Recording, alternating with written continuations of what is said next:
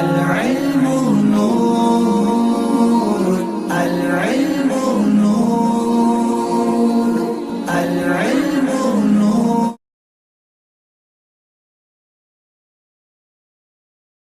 الحمد للہ رب العالمین والعاقبۃ للمتقین والصلاۃ والسلام علی سید الانبیاء والمرسلین اما بعد. محترم سامعین ناظرین، بزرگان دین کا یہ معمول رہا ہے کہ جب بھی شب برات کی رات آتی تو وہ غسل کرتے، اور یہ غسل عام غسل نہیں ہے بلکہ بہت ہی خاص غسل ہے.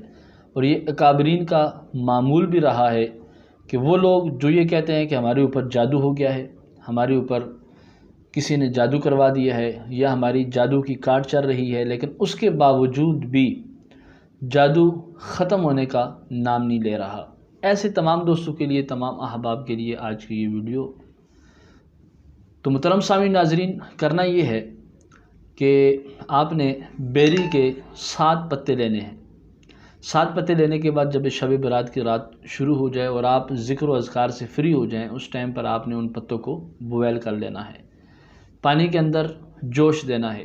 جب پتوں کی زردی پانی کے اندر آ جائے تو اس پانی کو دوسرے ٹھنڈے پانی میں مکس کر کے آپ نے اس سے غسل کرنا ہے. جب اس پانی سے آپ غسل کر لیں گے تو بزرگان دین فرماتے ہیں کہ اگر آپ کے اوپر جادو ہے تو اس کی کاٹ ہو جائے گی، اور اگلے سال شب برات تک انشاءاللہ تعالیٰ آپ جادو سے محفوظ رہیں گے. گرامی قدر حضرات، اگر کسی گھر کے اندر بیری کا درخت لگا ہو تو عموماً دیکھنے میں یہ آیا ہے کہ لوگ ایسے ہی پتے توڑ لیتے ہیں. تو آپ کو چاہیے کہ آپ اجازت لے کے بیری کے 7 پتے توڑیں.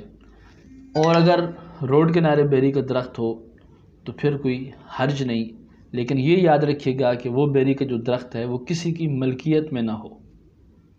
جنگلی بیری کے درخت بھی ہوتے ہیں، جنگل میں کئی ساری بیری کے درخت ہوتے ہیں، تو وہاں پر اگر کوئی شخص جاتا ہے اور وہاں سے پتے توڑ لیتا ہے تو کوئی حرج نہیں ہے.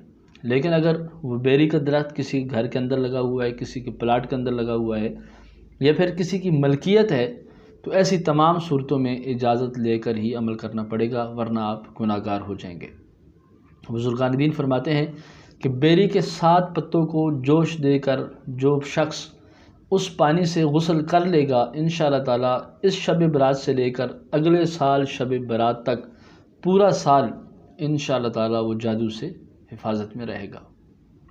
محترم سامعین ناظرین، آج کی یہ مختصر سی ویڈیو آپ کو کیسی لگی؟ آپ ضرور کومنٹس میں اپنی رائے کا اظہار کیجیے گا. دعا میں یاد رکھیں. السلام علیکم ورحمۃ اللہ وبرکاتہ.